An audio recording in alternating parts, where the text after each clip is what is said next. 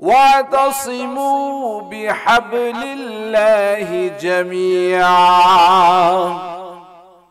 আল্লাহ রাব্বুল আলামিন সূরা আলে ইমরানের 102 নম্বর আয়াতে আল্লাহ তাআলা বলেছেন, ওয়াতাসিমু বিহাবলিল্লাহি জামিআ ওয়ালা তাফাররাকু।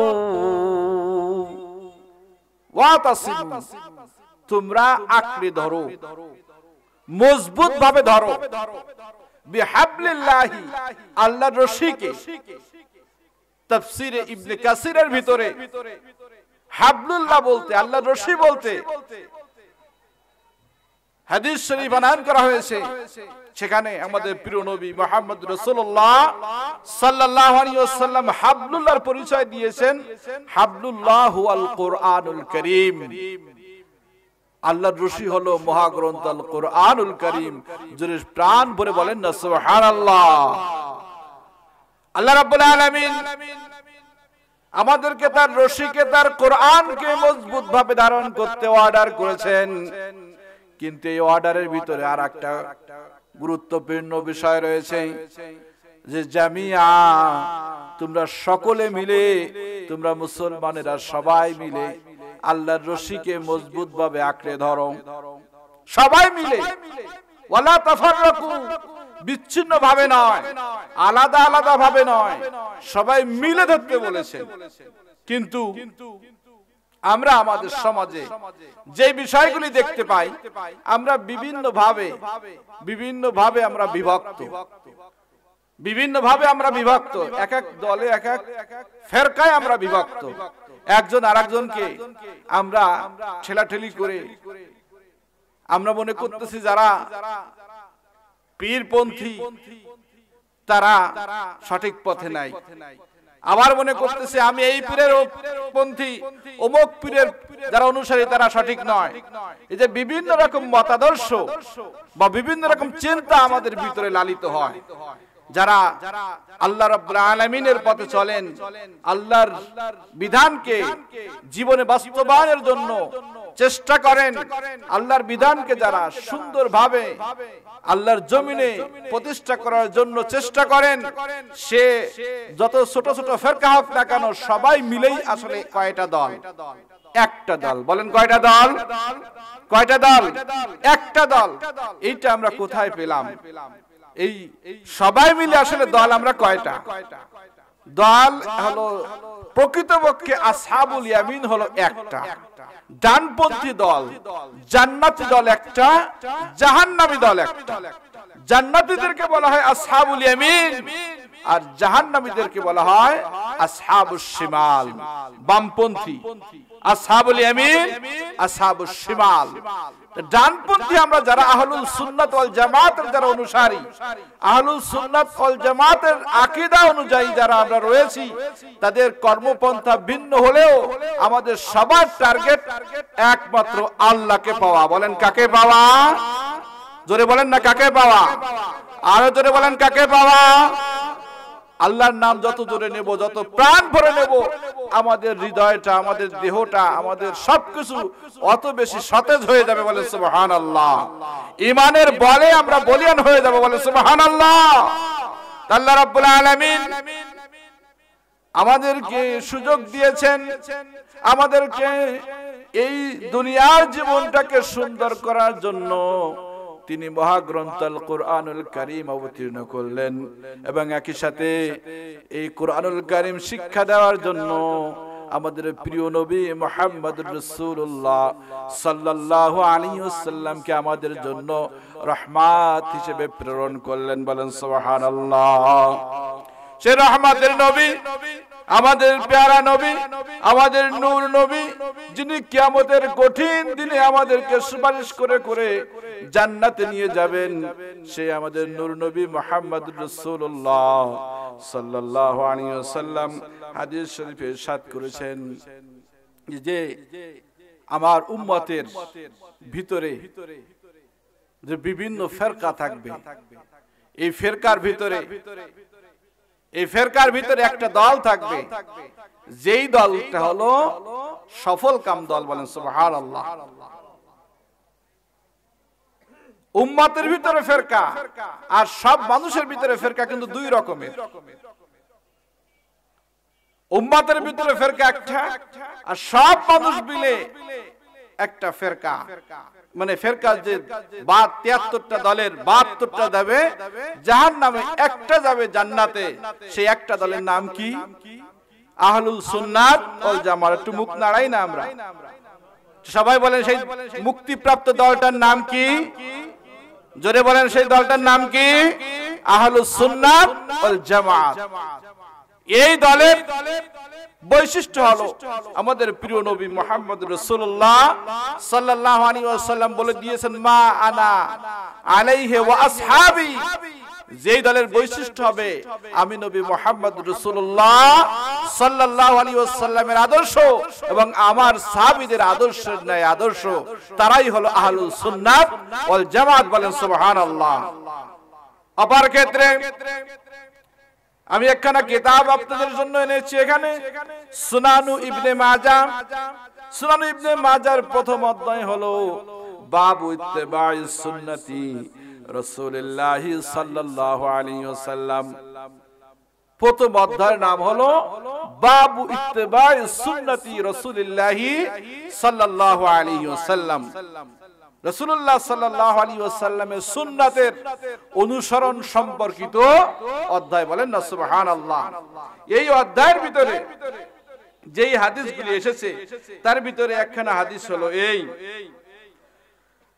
به قال حدثنا محمد بن بشار قال حدثنا محمد بن جعفر قال حدثنا شعبة عن معاوية بن قرة عن أبيه قال قال رسول الله صلى الله عليه وسلم لا تزال طائفة من أمتي منصورين لا يضرهم من خذلهم حتى تقوم الساعة। আমাদের প্রিয় নবী মুহাম্মদ রাসূলুল্লাহ সাল্লাল্লাহু আলাইহি ওয়াসাল্লাম বলেছেন, লা তাজালু, সর্বদা, তাইফাতুম মিন উম্মতি, আমার উম্মতের ভিতর থেকে একটা দল সর্বদা কি হবে? মানসুরিন, তারা সব সময় সাহায্য প্রাপ্ত হবে। কি হবে বলেন? সাহায্য প্রাপ্ত হবে। সুবহানাল্লাহ বলা যাবে? আমার উম্মতের ভিতর দিয়ে একটা দল সব সময় আমার পক্ষ থেকে সাহায্য প্রাপ্ত হবে, আল্লাহ তাআলার পক্ষ থেকে সাহায্য প্রাপ্ত হবে। আমার উম্মতের ভিতর থেকে একটা দল সব সময় আল্লাহর পক্ষ থেকে সাহায্য প্রাপ্ত হবেন। আল্লাহ যাকে সাহায্য করেন তিনি বিজয়ী হন না পরাজিত হন? জোরে বলেন, বিজয়ী হন না পরাজিত হন? বিজয়ী হন। আল্লাহর দলে যারা থাকেন, আল্লাহর পথে যারা চলেন, আল্লাহর কথা যারা বলেন, আল্লাহর গুণগান যারা গান, তাদের সাথী হয়ে যায় কে? জোরে বলেন না কে? আল্লাহ যার সাথী হয় আল্লাহ তার বিজয় দান করেন, আল্লাহ তার সব টেনশন দূর করে দেন, আল্লাহ তাকে অভয় বাণী শোনান। আল্লাহ তাআলা বলেছেন কি? আলা ইন্না আউলিয়া আল্লাহ,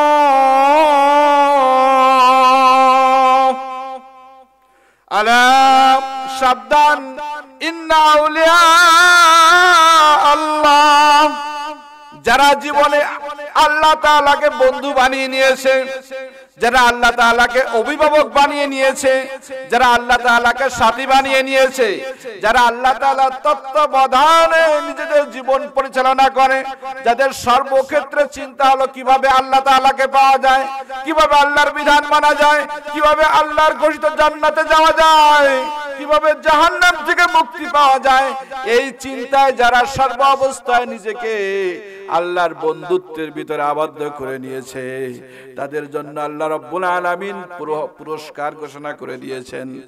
কি পুরস্কার?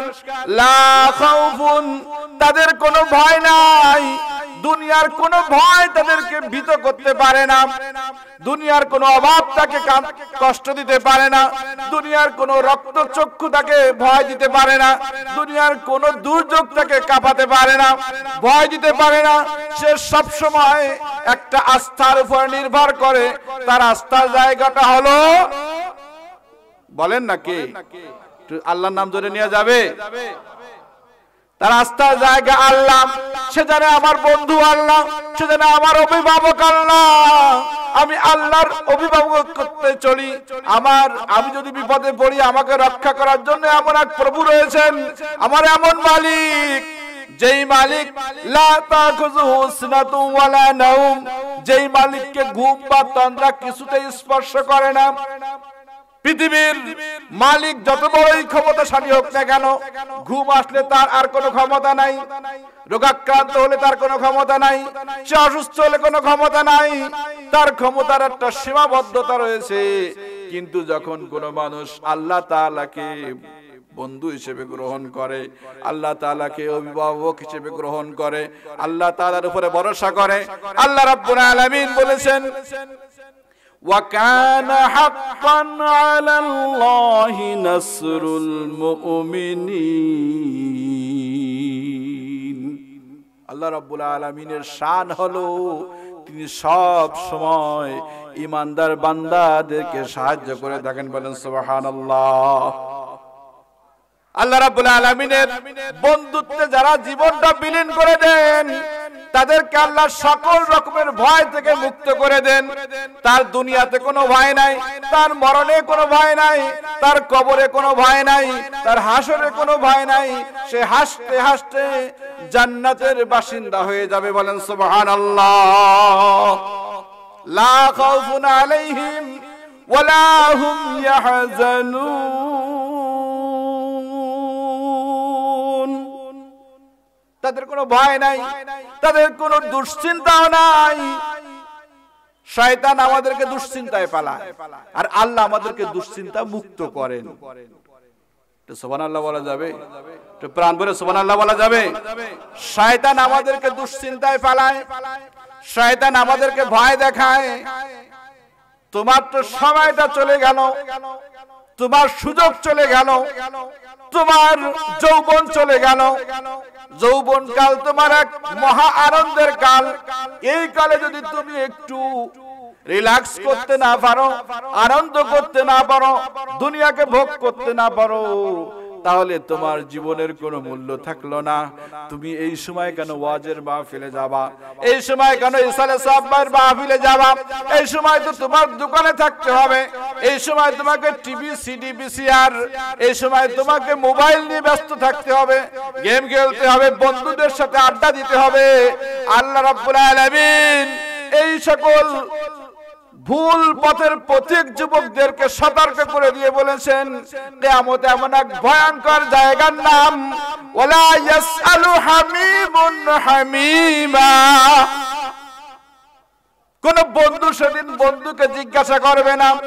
সামনে দিয়ে অন্তরঙ্গ বন্ধু হেঁটে যাবে, হৃদয়ের বন্ধু সামনে দিয়ে যাবে, কিন্তু ভয়ঙ্কর অবস্থায় এমন রূপ ধারণ করবে যে কোন বন্ধু সেদিন আর বন্ধুর নাম ধরে ডাকবে না, বন্ধু কেমন আছে জিজ্ঞাসা করবে না, বন্ধুর কি অবস্থাটা জিজ্ঞাসা করবে না। এজন্য বন্ধু নির্বাচনের ক্ষেত্রে আমাদের প্রিয় নবী, নূর নবী মুহাম্মদুর রাসূলুল্লাহ সাল্লাল্লাহু আলাইহি ওয়াসাল্লাম বলেছেন, ওয়ালা তুসাহিব ইল্লা তাকিয়ান। তুমি বন্ধু বানাবা না মুত্তাকি ব্যক্তি ছাড়া। বন্ধু বানাতে হবে কাকে? মুত্তাকি ব্যক্তিকে। বলেন না কাকে? মুত্তাকি মানে কি? যে চুরি করে, ডাকাতি করে, সিগারেট খায়। মুত্তাকি ব্যক্তিকে সুদ খায়, ঘুষ খায়। মুত্তাকি ব্যক্তি কেমন হয়?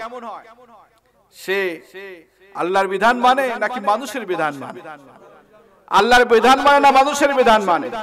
মুত্তাকি ব্যক্তি তার বন্ধুকে জান্নাতের দিকে ডাকে না জাহান্নামের দিকে ডাকে? একটা বিষয় দেখবেন, আমাদের সমাজে নেতা হতে গেলে নেতার পিছনে ঘোরা লাগে। নেতা হতে গেলে কি লাগে? নেতার পিছনে না ঘুরে কি নেতা হওয়া যায়? কথা বলেন, নেতার পিছনে না ঘুরে কি নেতা হওয়া যায়? নেতা হতে গেলে নেতার পিছনে ঘোরা লাগে। যে যেটা হতে চায় ওই বিশেষজ্ঞের পিছনে ঘোরা লাগে। আর আল্লাহর ওলি হতে গেলে কি? আল্লাহর ওলিদের সাথে শত্রুতা করে কি আল্লাহর প্রিয় হওয়া যায়? কথা বলেন যায়? আল্লাহর ওলি হতে গেলে কার সাথে ঘুরতে হবে? কথা বলেন, কার সাথে ঘুরতে হবে?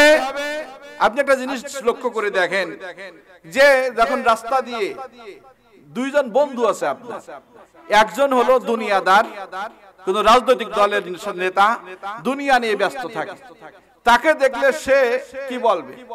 সে তার দিকে দেখলে কি হবে? একটা মানসিকতা তৈরি হবে যে দুনিয়ার কিছু বিষয় আমার ভিতরে প্রবেশ করবে, যে অনেক বড় নেতা হয়ে গেছে। কথাটা আসবে কি? আমার বন্ধু এখন অনেক বড় নেতা। আরেকজন বন্ধু আপনার আলেম, হক্কানি আলেম, সে আল্লাহ ওয়ালা মানুষ, সে আল্লাহর বিধান মেনে চলার চেষ্টা করেন, রাসূলুল্লাহ সাল্লাল্লাহু আলাইহি ওয়াসাল্লামের সুন্নাতের অনুসারী, রাসূলুল্লাহ সাল্লাল্লাহু আলাইহি ওয়াসাল্লামের প্রেমিক। তাকে দেখলে আপনার কি মনে আসে? যে আমার বন্ধুটা একজন আলেম। একটু বলেন না, আমার বন্ধুটা কি? আমি একজন আল্লাহর ওলির সাথে বন্ধুত্ব করেছি, একজন জান্নাতি মানুষের সাথে বন্ধুত্ব করেছি। বন্ধুত্ব নির্বাচন করার ক্ষেত্রে হিসাব করে করতে হবে। মুত্তাকি ব্যক্তি, আল্লাহওয়ালা ব্যক্তি, আলেম ব্যক্তিকে ছাড়া বন্ধু বানানো যাবে? বন্ধু, আল্লাহ রাসূল সাল্লাল্লাহু আলাইহি ওয়াসাল্লাম বলেছেন, আল মারউ আলা দীনি খালিলিহি, বন্ধু তার বন্ধুর গুণেই, বন্ধুর আদর্শে আদর্শবান হয়। আমার বন্ধু যদি নেককার হয়, আমিও ধীরে ধীরে নেককার হয়ে যাব। আমার বন্ধু যদি বদকার হয়, আমিও ধীরে ধীরে বদকার হয়ে যাব। আমরা জানি সোহবাতে সালেহ তোরা সালেহ কুনাদ, সোহবাতে তালেহ তোরা তালেহ কুনাদ। সৎ লোকের সঙ্গে থাকলে সৎ হওয়া যায়, অসৎ লোকের সঙ্গে থাকলে অসৎ হয়ে যায়। সৎ সঙ্গে স্বর্গবাস, অসৎ সঙ্গে সর্বনাশ। যে যেমন বন্ধুর সাথে মিশবেন তার ভিতরে সেই আদর্শ ঢুকে যাবে। তো সম্মানিত হাজিরিন, আমাদেরকে চিন্তা করতে হবে আমরা আসলে কি চাই, কোথায় যেতে চাই। আমরা আসলে কি চাই, আমরা কাকে চাই এইটাই ভুলে গেছি। আমরা কাকে চাই একটু প্রাণ ভরে বলা যাবে না? জোরে বলেন, আমরা কাকে চাই? আরো জোরে বলেন, কাকে চাই? আল্লাহ তাআলাকে চাই। আল্লাহ রাসূল সাল্লাল্লাহু আলাইহি ওয়াসাল্লাম বলেছেন, আমার উম্মতের ভিতর থেকে একটা দল সাহায্য প্রাপ্ত হয়, একটা দলকে আল্লাহ রাব্বুল আলামিন সাহায্য করেন, সেই দলটার সাথে আল্লাহর সাহায্য থাকে। এই দলের সাথে যেই ব্যক্তি খারাপ ব্যবহার করবে, হাদিস শরীফে রয়েছে এখানে যে লা ইয়াদুররুহুম মান খাযালাহুম, যারা তাদেরকে অপমান করতে চায়, অপদস্থ করতে চায়, ছোট করতে চায়, খাটো করতে চায়, আল্লাহ রাসূল সাল্লাল্লাহু আলাইহি ওয়াসাল্লাম বলেছেন, এই লোকদের সাথে তুমি যতই শত্রুতা করো না কেন, তোমরা এদের কোনোই ক্ষতি করতে পারবে না। বলেন সুবহানাল্লাহ। হাত্তা তাকুবাস সাআ, কিয়ামত প্রতিষ্ঠিত হওয়ার আগ পর্যন্ত এদেরকে তোমরা কোনো ক্ষতি করতে পারবা না। বলেন না সুবহানাল্লাহ। এটা এই বাণীটা কার? আমাদের প্রিয় নবী মুহাম্মদ রাসূলুল্লাহ সাল্লাল্লাহু আলাইহি ওয়াসাল্লাম বলেছেন, আমার উম্মতের ভিতরে যারা আহলুস সুন্নাত ওয়াল জামাতের আকীদা নিয়ে ইসলামের উপরে প্রতিষ্ঠিত রয়েছে, এমন দলকে আল্লাহর পক্ষ থেকে সাহায্য করা হয়। এই সাহায্যপ্রাপ্ত দলের বিরোধিতা যারা করবে, তারা এই দলকে কোন রকম ক্ষতি করতে পারবে না। এর পরের হাদিস কেন একটু শুনি আমরা। وبه قال حدثنا أبو عبد الله قال حدثنا هشام بن عمار قال حدثني يحيى بن حمزة قال حدثنا عن علقمة عن عمير بن أسود عن أبي هريرة رضي الله عنه أن رسول الله صلى الله عليه وسلم قال لا تزال طائفة من أمتي قوامة على أمر الله। বলেন আল্লাহু আকবার। জোরে বলেন আল্লাহু আকবার। আল্লাহর রাসূল সাল্লাল্লাহু আলাইহি ওয়াসাল্লাম বলেছেন, আমার উম্মতের ভিতর থেকে একটা দল সব সময় কওয়ামাতান প্রতিষ্ঠিত থাকবে। কি থাকবে বলেন? প্রতিষ্ঠিত থাকবে। কোথায় প্রতিষ্ঠিত থাকবে? আলা আমরিল্লাহ, আল্লাহর বিধানের উপরে প্রতিষ্ঠিত থাকবে, আল্লাহর পথের উপরে প্রতিষ্ঠিত থাকবে, আল্লাহর সাহায্যের উপরে প্রতিষ্ঠিত থাকবে। এই দল লা ইয়াদুরুহা মান খালাফাহা, এই দলের সাথে যারা বিরোধিতা করবে, এই দলের সাথে যারা বিরোধিতা করবে, এই দলের যারা প্রতিপক্ষ হবে, এই দলকে যারা পরাজিত করতে চাইবে, এই দলকে যারা ক্ষতি করতে চাইবে, এই দলকে যারা পৃথিবী থেকে বিনাশ করে দিতে চাইবে, তারা কখনোই এই সাহায্যপ্রাপ্ত আল্লাহর পথে প্রতিষ্ঠিত দলকে কোনো ক্ষতি করতে পারবে না। বলেন সুবহানাল্লাহ। এই দলটার ব্যাখ্যাটা কি, এই ব্যাখ্যাও এখানে হাসিয়ার ভিতরে লিখে দিয়েছেন। আমি সেই ব্যাখ্যাটাই আপনাদেরকে পড়ে শোনাচ্ছি।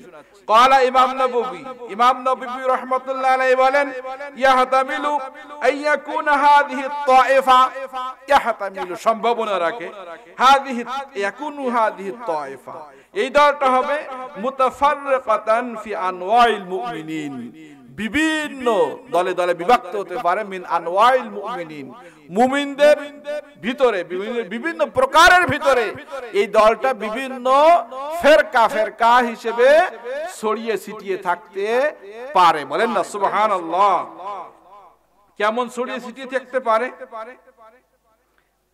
কিন্তু সব মুমিনদের একটাই কাজ। কয়টা কাজ? একটা কাজ। মাইউকিমু আমরাল্লাহ, যারা আল্লাহর বিধানকে প্রতিষ্ঠা করে। বলেন সুবহানাল্লাহ। এই কারা করে এই কাজটা? মিন মুজাহিদিন, যারা আল্লাহর রাস্তায় যুদ্ধ করে, জিহাদ করে, আল্লাহর বিধানকে আল্লাহর জমিনে প্রতিষ্ঠা করার জন্য যারা যুদ্ধে লিপ্ত, তারা এই হকপন্থী সাহায্যপ্রাপ্ত দলের অন্তর্ভুক্ত। বলেন সুবহানাল্লাহ। দ্বিতীয় নম্বরে বলেছেন ফাকিহিন, যারা ফকিহ, দ্বীনের যারা ফতোয়া দিয়ে থাকেন বা দ্বীনের সঠিক জ্ঞান যাদের ভিতরে আছে, যদিও তারা যুদ্ধে না যান, তারপরেও তারা সঠিক পথের উপরে রয়েছেন, তারা হকপন্থী একটা দল হলো ফকিহ। তৃতীয় নম্বরের দল হলো মুহাদ্দিসিন, যারা ইলমে হাদিস নিয়ে যারা গবেষণা করেন, ইলমে হাদিস যারা নিজেরা শিক্ষা করেন এবং উম্মতকে ইলমে হাদিসের শিক্ষা দেন, এরা কি ওই যে আল্লাহর সাহায্যপ্রাপ্ত দলের অন্তর্ভুক্ত একটা গোষ্ঠী। বলেন সুবহানাল্লাহ। এরপরে দল কারা? ওয়াজাহিদিন, যারা দুনিয়া বিমুখ অর্থাৎ দুনিয়ার বিষয়, যারা দুনিয়াবি বিষয় নিয়ে অর্থাৎ দুনিয়ার সাজ সরঞ্জাম, খাওয়া দাওয়া, আরামায়েশ, এগুলোর প্রতি তাদের কোনো চক্ষু নাই। তারা সব সময় মানুষকে ডাকে আল্লাহর দিকে। কার দিকে ডাকে? কার দিকে ডাকে বলেন? আপনারা কথা বলতেছেন না। কার দিকে ডাকে? আল্লাহর দিকে ডাকে, আল্লাহ রাসূল সাল্লাল্লাহু আলাইহি ওয়াসাল্লামের দিকে ডাকে, আল্লাহর পথে প্রতীক হওয়ার দিকে ডাকে, আল্লাহর ওলিদের রাস্তার দিকে ডাকে। বলেন সুবহানাল্লাহ। এরপরে আছে কি? ওয়া আমিরি বিল মারুফ, যারা মানুষকে সৎ কাজের আদেশ দেয়। কি করে তারা? মানুষকে সৎ কাজের আদেশ দেয়। মানুষকে কি করে বলেন? সৎ কাজে যারা আদেশ দেয়, তাদেরকে যদি আমরা বলি যে এরা পথভ্রষ্ট, এটা বলা যাবে? সৎ কাজের আদেশ করে, অসৎ কাজের নিষেধ করে, এটা একটা বিশেষ বৈশিষ্ট্য। উম্মতে মুহাম্মদ সাল্লাল্লাহু আলাইহি ওয়াসাল্লামের বৈশিষ্ট্যের ভিতরে একটা অন্যতম বৈশিষ্ট্য হলো তাদেরকে চেনা যাবে এইভাবে, তা'মুরুনা বিল মারুফ ওয়া তানহাউনা আনিল মুনকার, তারা সব সময় ভালো কাজের আদেশ দেয় আর খারাপ কাজ থেকে নিষেধ করে। বলেন না সুবহানাল্লাহ। এরপরে ইমাম নববী রাহমাতুল্লাহ আলাইহি বলেন, ওয়া গায়রি যালিকা মিন আনওয়াইল খায়রি, এইভাবে যারা বিভিন্ন ভালো কাজগুলোর সাথে জড়িত, অর্থাৎ ইসলামের, আল্লাহর বিধানের, ইসলামের যে আদর্শের সাথে যারা জড়িত, তারা এই সাহায্যপ্রাপ্ত দলেরই অন্তর্ভুক্ত। বলেন সুবহানাল্লাহ।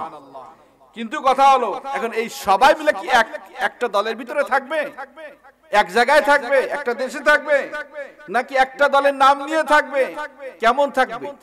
এটাও এখানে ইমাম নববী রাহমাতুল্লাহ আলাইহি স্পষ্ট করে দিয়েছেন, ওয়ালা ইয়ালজিমু ইসতিমাউহুম ফি মাকানিন ওয়াহিদিন, এটা আবশ্যক করে না যে এই স্বভাবের লোকগুলো মুজাহিদ, মুহাদ্দিস, ফকিহ, জাহিদ, আমির বিল মারুফ ওয়া নাহি আনিল মুনকার ওয়া মিন আনওয়াইল খায়রি, যে যারা বিভিন্ন রকম ভালো কাজের সাথে জড়িত, যারা মুহাদ্দিস, যারা ফকিহ, যারা মুজাহিদ, এই সবাই যে এক স্থানে একটা দলগতভাবে একটা দেশে একটা এলাকায় একটা পতাকার নিচে থাকবে এটা আবশ্যক করে না, বরং তারা বাল মুতাফাররিকিনা মিন আকতারিল আরদ, এই জমিনের বিভিন্ন স্থানে বিভিন্ন জায়গায় তারা ছড়িয়ে ছিটিয়ে থাকতে পারে। বলেন সুবহানাল্লাহ।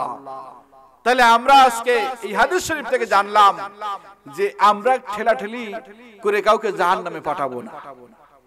আমরা পরস্পর যারা আহলুস সুন্নাত ওয়াল জামাতের আকীদা অনুযায়ী যে যে নিশানার নিচে থাকুক না কেন, আমলে যদি সামান্য পার্থক্য থাকে, কর্মের ধরনের পার্থক্য থাকে, তারপরে সবাই মিলে আমরা একটা দিকে আগাচ্ছি, সেই দিকটার নাম কি? আল্লাহ। বলেন সেই দিকটার নাম কি? আল্লাহর দিকে আমরা আগাচ্ছি। আমরা ইলমে হাদিসে যারা খেদমত করেন তারা ছাত্রদেরকে কি শিখান? আল্লাহর রাস্তা শিখান নাকি দুনিয়া শিখান? আল্লাহর প্রিয় বান্দাগণ যারা পীর সাহেব হিসেবে আমাদের দেশে রয়েছেন, যাদের ব্যাপারে অনেক মানুষ ফাহেসা কথা বলে, আমাদের আজকের মেহমান আমাদের ভারত থেকে আগত আওলাদে মুজাদ্দিদে জামান, তিনি আমাদের কাছে এসেছেন, ইতিপূর্বেও বহুবার এসেছেন। তিনি কি নিজের দিকে মানুষকে ডাকেন না আল্লাহর দিকে ডাকেন? বলেন কার দিকে ডাকেন? তিনি একদিক থেকে মুজাহিদ, কারণ ভারত থেকে বাংলাদেশে এখানে আসতে কি পরিমাণ কষ্ট করা লাগে এই বয়সে চিন্তা করা যায়? চিন্তা করতে পারেন আপনি? আমি এই ঘরের পাশে মাহফিল, তাই আমাদের আসতে কষ্ট হয়। আর এক শুধু আল্লাহকে খুশি করার জন্য, রাসূলুল্লাহ সাল্লাল্লাহু আলাইহি ওয়াসাল্লামের আদর্শ অনুযায়ী মানুষকে গড়ে তোলার জন্য, জান্নাতমুখী করার জন্য এই বৃদ্ধ বয়সে তিনি আমাদের কাছে, আমাদের দেশে ছুটে এসেছেন। বলেন না সুবহানাল্লাহ। আমরা দোয়া করি হুজুরের হায়াতের ভিতরে আল্লাহ তাআলা বরকত দান করুন। বলেন আমিন। তো সম্মানিত হাজিরিন, যে যে পর্যায়ে আছে, যে যে দিক থেকে আছে, যদি আকীদা ঠিক থাকে, আহলুস সুন্নাত ওয়াল জামাতের যদি আকীদা ঠিক থাকে, তার ক্ষেত্রে আমরা সবাই একতাবদ্ধ হয়ে আল্লাহর এই সুন্দরতম জমিনে আল্লাহর দ্বীনকে প্রতিষ্ঠা করার কাজে সবাই আঞ্জাম দিচ্ছে। বলে সুবহানাল্লাহ। এই মাহফিলটায় সব মানে একজনে কি সব কাজ করেছেন? একজনে কি সব কাজ করতে পারেন? এক একজনের এক এক কাজ। কেউ বাথরুম তৈরি করেছে, কেউ কিছু ঢিলা সোজা করে দিচ্ছে, মাটি সোজা করেছেন, কেউ পর্দা টাঙিয়েছেন, কেউ টাকা উঠায়েছেন, কেউ মাইকিং করেছেন, কেউ রান্না বান্না করতেছেন, কেউ পানিয়া গায়ে দিচ্ছেন, কেউ ভাতের ব্যবস্থা করতেছেন, কেউ লবণের ব্যবস্থা করতেছেন। এক একজন এক এক ভাবে করতেছে। সব কিছু মিলে একটা সুন্দর অনুষ্ঠানের আয়োজন হচ্ছে, সেইটার নাম হলো ইসালে সব মাহফিল। এবং ঠিক একই ভাবে ইসলামের এক একজন এক এক দিক থেকে খেদমত করতেছেন। সবাই মিলে আমরা চাচ্ছি আল্লাহর বিধান অনুযায়ী আমাদের জীবন, আমাদের দেশ, আমাদের সবকিছু পরিচালিত হোক। আল্লাহ রাব্বুল আলামিন আমাদের কবুল করেন। বলেন আমিন। সম্মানিত হাজিরিন, এরপরে কথা হলো আমাদের সামনে আসতেছে লাইলাতুল নিসফে শাবান, যাকে আমরা শবে বরাত বলি। আমাদের দেশে শুরু হবে এ নিয়ে কাদা ছড়াছড়ি, শুরু হবে বেদাত বলা বলি। আমি আপনাদের সামনে একটা বিষয় স্পষ্ট করতে চাই। সেই বিষয়টা হলো হাদিস শরীফের গুরুত্ব সাহাবা আজমাইন রাদিয়াল্লাহু আনহুম কিভাবে দিয়েছেন, আর আজকে আমরা এই আখেরি জামানায় এসে হাদিস শরীফকে কিভাবে ছোট চোখে দেখতেছি। ইবনে মাজাহ শরীফের একখানা অধ্যায়ের নাম হলো বাবু তাযীমি হাদিসি, বাবু তাযীমি হাদিসি রাসূলুল্লাহ সাল্লাল্লাহু আলাইহি ওয়াসাল্লাম ওয়া তাগলিজি আলা মান আরাদাহু। আল্লাহ রাসূল সাল্লাল্লাহু আলাইহি ওয়াসাল্লামকে হাদিসকে সম্মান প্রদর্শন করুন, এবং যারা হাদিসকে অস্বীকার করে, হাদিসের বিরোধিতা করে, হাদিসকে দঈফ বলে বাদ দিয়ে দেয়, বিভিন্ন রকম তকমা লাগায় হাদিস মানতে চায় না, এদের ব্যাপারে কি কঠোরতা, কি কঠোর বাণী আমাদের প্রিয় নবী মুহাম্মদ রাসূলুল্লাহ সাল্লাল্লাহু আলাইহি ওয়াসাল্লাম বলেছেন, সেই সম্পর্কিত এই অধ্যায়। এই অধ্যায়ের প্রথম যে হাদিসখানা এখানে রয়েছে,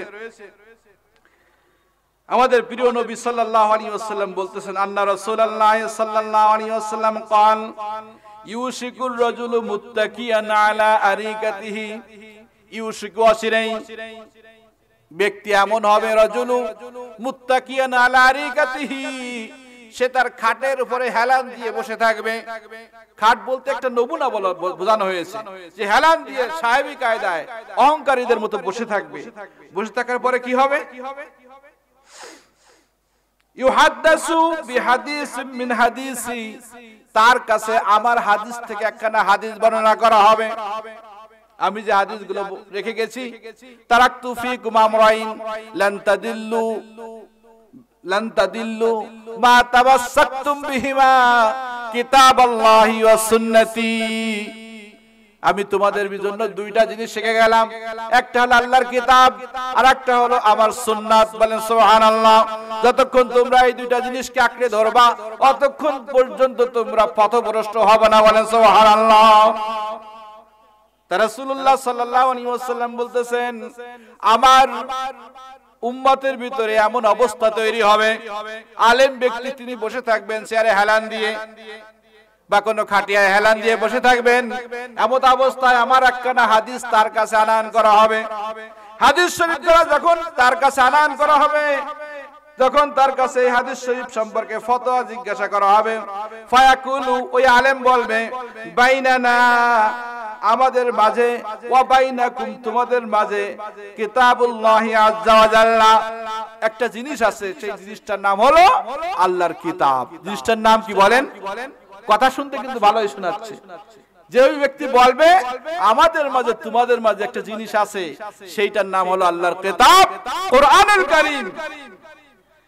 ফামা ওয়াজাদনা, আমরা যা কিছু পেয়েছি, ফিহি মিন হালালিন, এই কিতাবুল্লাহর ভিতরে, কোরআনুল কারীমের ভিতরে আমরা যা কিছু হালাল পেয়েছি, ইস্তাহলালনাহু, এইগুলোকে আমরা হালাল মনে করি।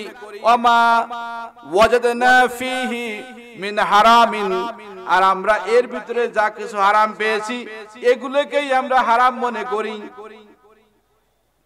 কিতাবুল্লাহ যা আছে হালাল, ওগুলোই হালাল। কিতাবুল্লাহ যা আছে হারাম, ওগুলোই হারাম। অর্থাৎ হাদিস শরীফে যা আছে এগুলো আমরা জানি না, ওগুলো আমরা পড়ি না, ওগুলোর কোনো গুরুত্ব আমাদের কাছে নেই। বলেন নাউযুবিল্লাহ। কথা বোঝা যায়? কথা বোঝা যায়? হাদিস শরীফকে গ্রহণ করতে চায় না, ওই হাদিস দরকার নাই। রাসূলুল্লাহ সাল্লাল্লাহু আলাইহি ওয়াসাল্লাম বলতেছেন, এই অবস্থা হবে, অচিরেই এই অবস্থা হবে। এই অবস্থা কি শুরু হয়েছে না হয় নাই? কথা বলেন, শুরু হয়েছে না হয় নাই? সমস্যার সবাই বলেন, শুরু হয়েছে না হয় নাই? যদি হয়ে থাকে, তাদের ব্যাপারে আমাদের প্রিয় নবী সাল্লাল্লাহু আলাইহি ওয়াসাল্লাম কি বলেছেন? আলা, ও হাদিস অস্বীকারী ব্যক্তিরা শুনে রাখো, ওয়া ইন্নামা হারামা রাসূলুল্লাহ সাল্লাল্লাহু আলাইহি ওয়াসাল্লাম মিসলা মা হারামাল্লাহ, নিশ্চয় আল্লাহ রাসূল সাল্লাল্লাহু আলাইহি ওয়াসাল্লাম যা হারাম ঘোষণা করেন, এইটা আল্লাহ তাআলার হারাম ঘোষণার ন্যায়।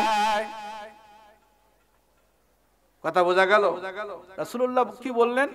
রাসূলুল্লাহ সাল্লাল্লাহু আলাইহি ওয়াসাল্লাম বললেন, তোমরা যারা হাদিস মানো না, হাদিসকে অস্বীকার করতে চাও, তোমরা স্পষ্টভাবে শুনে রাখো, সাবধান হয়ে শুনে রাখো, আমি রাসূল যা কিছু হারাম ঘোষণা করি, এইটা স্বাভাবিক কোনো বিষয় না। এটা এমন বিষয় যে আমার হারাম ঘোষণাটা, আল্লাহ তাআলা যদি কোনো কিছু যেমন হারাম ঘোষণা করলে তা হারাম হয়ে যায়, আমিও হারাম ঘোষণা করলে তাও হারাম হয়ে যায়। বলেন আল্লাহু আকবার। একইভাবে আমি যা হালাল ঘোষণা করি, তাও আল্লাহ রাব্বুল আলামিনের হালাল ঘোষণার ন্যায়। সুতরাং হাদিসকে ছোট চোখে দেখার সুযোগ আছে, সুযোগ আছে। দেখেন কতটা কঠিন অবস্থা। এর পরে আর একটা হাদিস আছে যে একজন ব্যক্তি সে বসে কি করতেছে, লম্বা লম্বা হাদিস, আমি শুধু হাদিসের মূল কথাগুলো আপনাদেরকে শোনাই। যে একজন কানা জালিসান ইলা জানবিহি ইবনু আখিন লাহু, হযরত সাঈদ ইবনে জুবাইর আর আব্দুল্লাহ ইবনে মুগাফফাল, আব্দুল্লাহ ইবনে মুগাফফাল রাদিয়াল্লাহু তাআলা আনহু বলতেছেন, তার পাশে তার ভাইয়ের একটা ছেলে বসা ছিল। সে কি করলো? সে ফাখাদাফা, সে ছোট ছোট পাথরের টুকরা নিক্ষেপ করতেছে। বাচ্চারা করে না নিক্ষেপ? নিক্ষেপ করতে লাগলে তখন আব্দুল্লাহ ইবনে মুগাফফাল রাদিয়াল্লাহু আনহু নিষেধ করলেন যে তুমি এইভাবে পাথর নিক্ষেপ করিও না। কেন না রাসূলুল্লাহ সাল্লাল্লাহু আলাইহি ওয়াসাল্লাম এভাবে পাথর নিক্ষেপ করতে নিষেধ করেছেন। তখন ওই ভাইয়ের ছেলেটা বলতেছে কি যে আমি তো এই পাথর দিয়ে কারো চোখে আঘাত করতেছি না, কারো মাথা আঘাত করতেছি না, কোনো শিকার করতেছি না, তাহলে সমস্যাটা কি? তখন আব্দুল্লাহ ইবনে মুগাফফাল আল্লাহর নবী মুহাম্মদ রাসূলুল্লাহ সাল্লাল্লাহু আলাইহি ওয়াসাল্লামের সাহাবী বলতেছেন কি, মানে তিনি কি বলতেছেন, আমাদের নবী সাল্লাল্লাহু আলাইহি ওয়াসাল্লাম কি বলতেছেন? নবী সাল্লাল্লাহু আলাইহি ওয়াসাল্লামের সাহাবী আব্দুল্লাহ ইবনে মুগাফফাল রাদিয়াল্লাহু আনহু বলতেছেন যে আমি তোমাকে হাদিস শরীফ শুনাইলাম, আর তুমি বলতেছো সমস্যা কি? লা উকাল্লিমুকা আবাদা, এমন হাদিসকে ছোটকারী খাটোকারী তুচ্ছিলকারীকে সাথে কখনোই আমি আর কথা বলবো না। আল্লাহু আকবার বলা যাবে?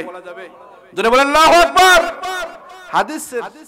হাদিসকে অস্বীকার করলে, হাদিসকে ছোট করলে, হাদিসকে খাটো করলে সাহাবাজ তাকে ছেড়ে দেন নাই, তার সাথে সম্পর্ক রাখেন নাই।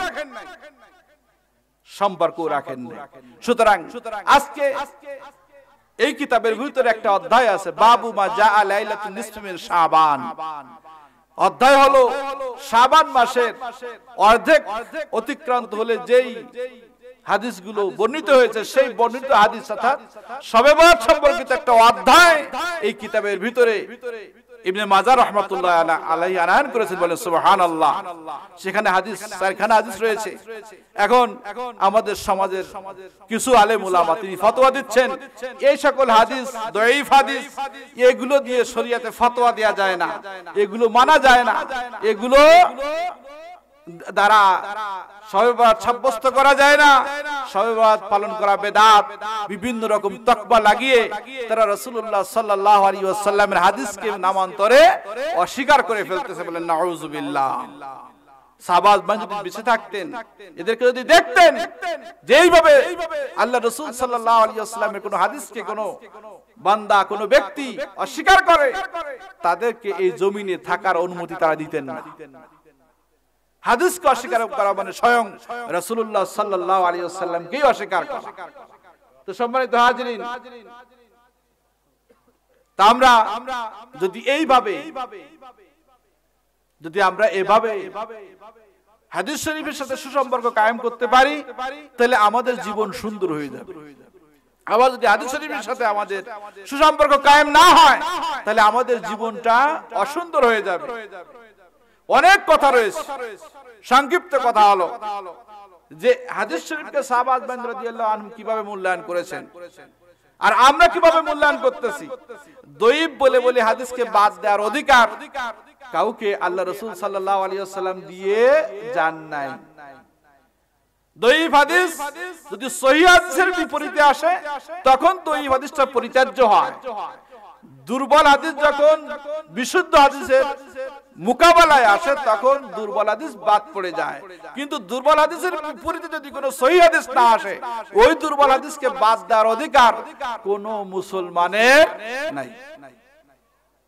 এই হাদিস শরীফ থেকে আমরা বুঝি, এখান থেকে পড়ে আমরা দেখি যে কিভাবে সাহাবাজ রাদিয়াল্লাহু আনহুম তারা হাদিসকে মূল্যায়ন করেছেন। উবাদা ইবনে সামিত রাদিয়াল্লাহু আনহু একজন সাহাবী ছিলেন, তিনি অত্যন্ত জলিল ও কদর একজন সাহাবী। তিনি মুয়াবিয়া রাদিয়াল্লাহু তাআলা আনহুর সাথে রোম দেশে যুদ্ধ করেছিলেন। রোম দেশে তিনি দেখতে পেলেন একদল মানুষ তারা কি করতেছে, স্বর্ণের বিনিময়ে অর্থাৎ স্বর্ণের দিনার, স্বর্ণের যে মুদ্রাকে বলা হয় দিনার, এই স্বর্ণের দিনারের বিনিময়ে তারা কি করতেছে, ছোট ছোট টুকরা স্বর্ণ কিনতেছে। অর্থাৎ আমরা কি করি, কোন জিনিস যখন কিনি তখন কি বাজার থেকে টাকা দিয়ে আমরা কিছু কিনি, কিন্তু এখানে স্বর্ণের টুকরা কিনতেছেন স্বর্ণের দিনার দিয়ে, রৌপ্যের টুকরা ভাঙার টুকরা কিনতেছেন রৌপ্যের দিরহাম দিয়ে।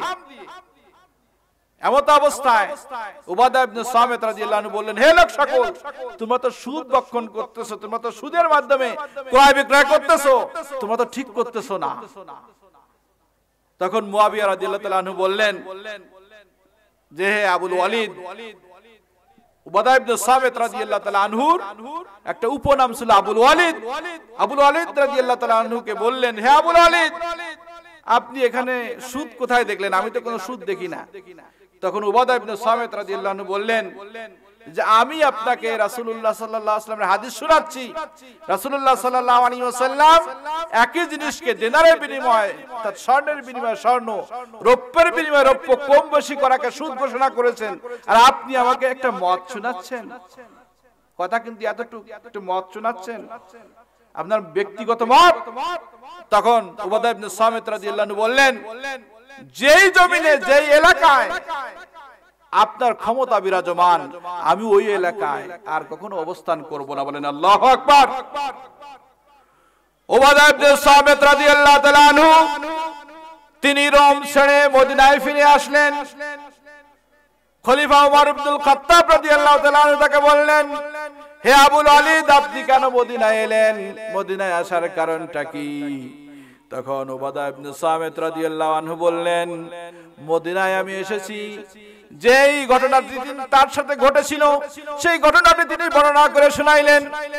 শোনানোর পরে ওমর রাদিয়াল্লাহু আনহু চিঠি লিখলেন, বললেন, হে আবুল ওয়ালিদ, আপনি রোমে ফিরে যান।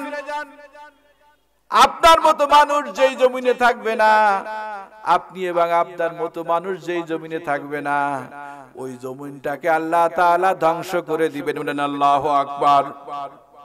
হাদিস শরীফকে অস্বীকার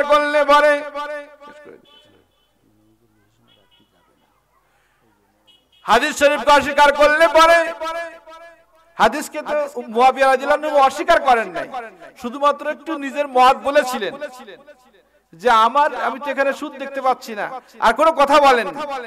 কিন্তু উবাদা ইবনে সামিত রাদিয়াল্লাহু তাআলা আনহু তিনি চলে গেলেন মদিনায় এই এতটুকু কথার জন্য।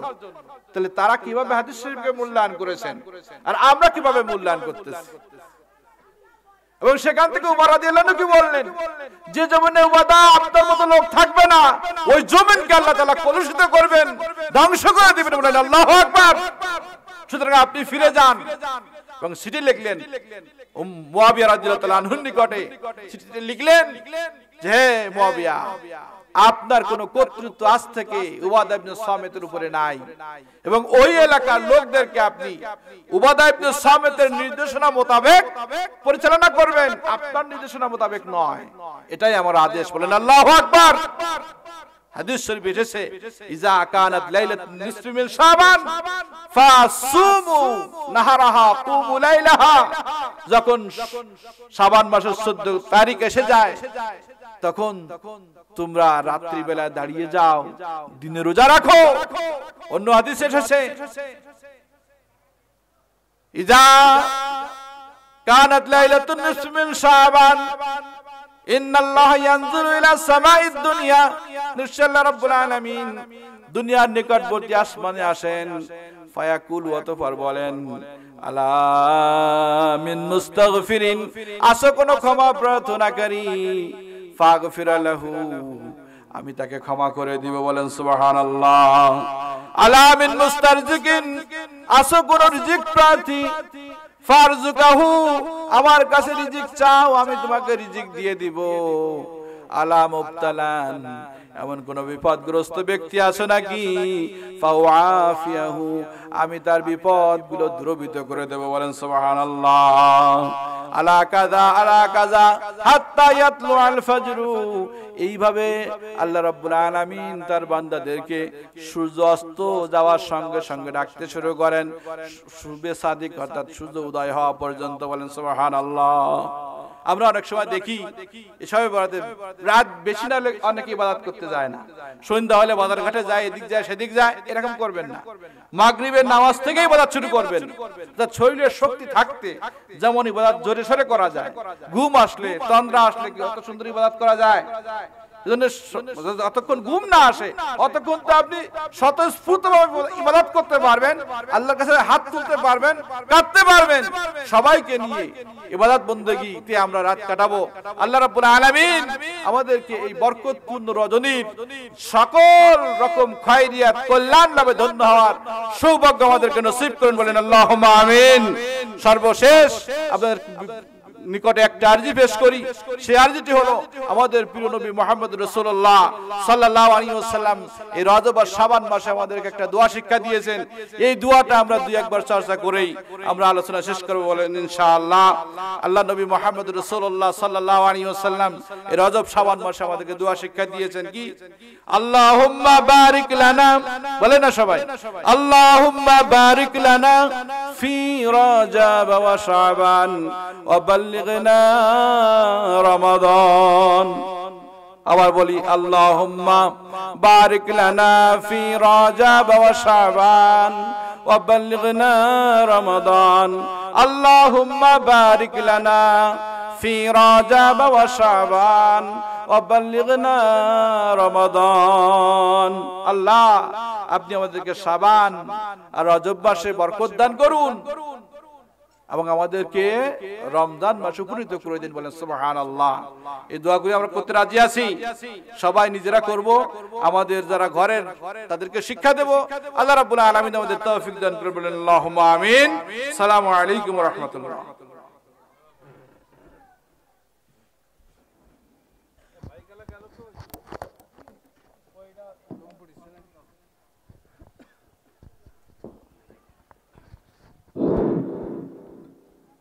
আলহামদুলিল্লাহ,